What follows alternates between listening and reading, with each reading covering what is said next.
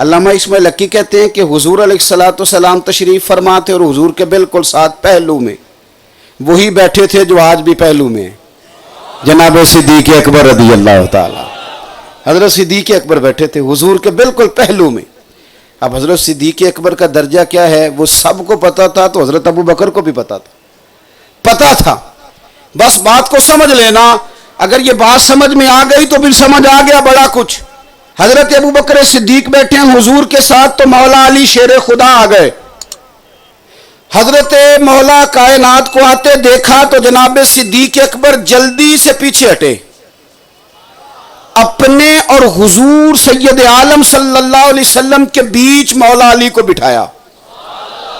ادب کا خطبہ نہیں پڑھا، ادب کی منقبت نہیں سنائی، ادب کا لیکچر نہیں دیا، انہوں نے ایک دوسرے کا ادب کر کے دکھایا۔ جناب ابو بکر صدیق نے جب وہ جگہ چھوڑی، حضرت مولا علی وہاں بیٹھ گئے۔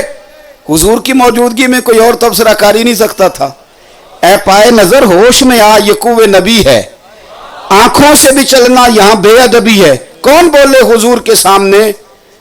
کوئی نہ بولا تو حضور نے خود ہی فرمایا۔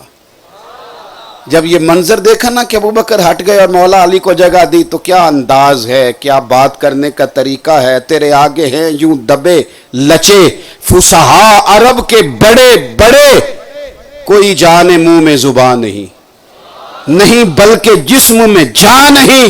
حضرت علی کو جب حضرت ابو بکر نے بیچ میں بٹھا لیا تو کریم فرمانے لگے، لوگوں عزت والے ہی دوسرے کی عزت پہچانا کرتے ہیں۔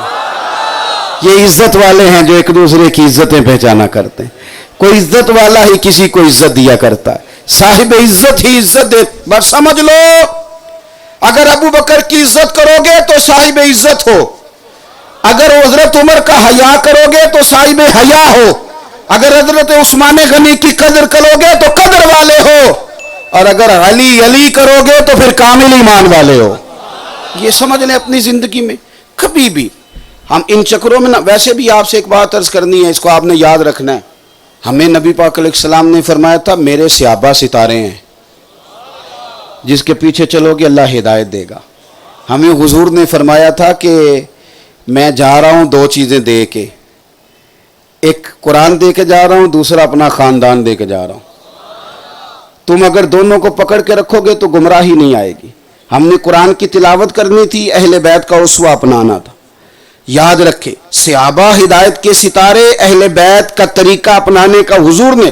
ہم نے تو صحابہ اور اہل بیت سے سیکھنا تھا۔ جس نے جس سے سیکھنا ہونا وہ سیکھا کرتا ہے، اس کی ڈگریاں نہیں چیک کرتا۔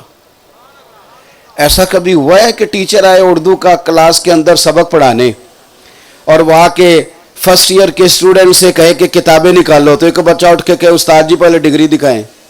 ادب ہے کہ بے ادبی؟ اوکے پہلے بتایا آپ نے ایم اے کے بعد ایم ایڈ کیا کہ نہیں کیا؟ آپ نے ایم اے کے بعد بی ایڈ کیا کہ نہیں کیا؟ پہلے ڈگری دکھائیں۔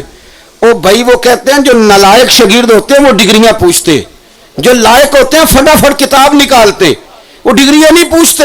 یہ بے ادبی ہے۔ ہمارا کیا کام ہے ہم ان کے مشاجرات میں جائیں، ادھر ادھر گھومیں؟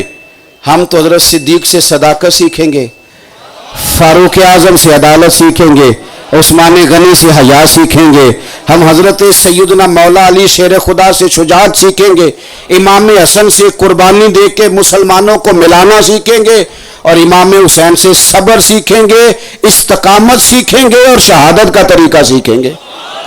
ہم تو سیکھیں گے جو ہماری ذمہ داری ہے۔